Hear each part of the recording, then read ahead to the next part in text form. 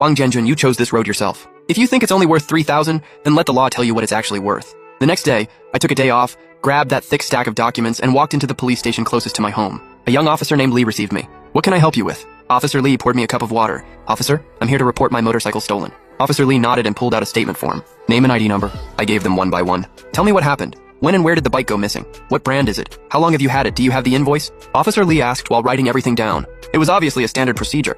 For a local police station, stolen e-bikes and motorcycles were about as routine as it gets. A limited edition Kawasaki Ninja H2. Officer Lee nodded, clearly not recognizing the brand's significance. I brought the invoice and all the supporting documents. As I said that, I placed the files on the desk in front of him. The stack was thick and he was clearly surprised. He picked up the purchase invoice on top, and when he saw the amount 230,000 yuan, his hand visibly paused.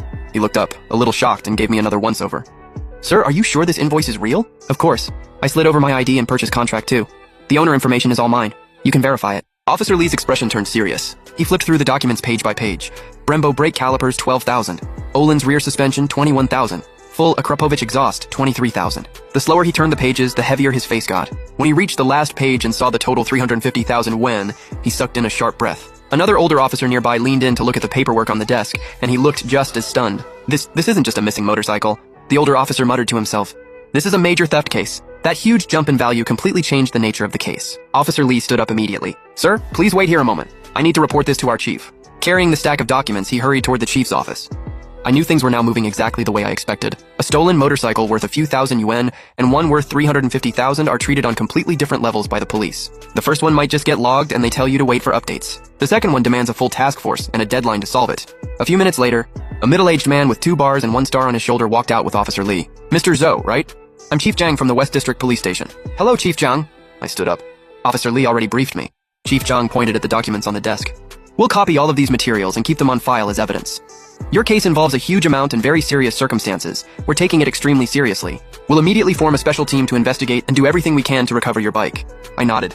Thank you, Chief Zhang. But I think I already know who took my bike. Chief Zhang's eyes lit up. Oh, who? My neighbor Wang Jianjun. Then I repeated, word for word, what Wang Jianjun had said to me on the phone the day before. When I finished, the office went silent.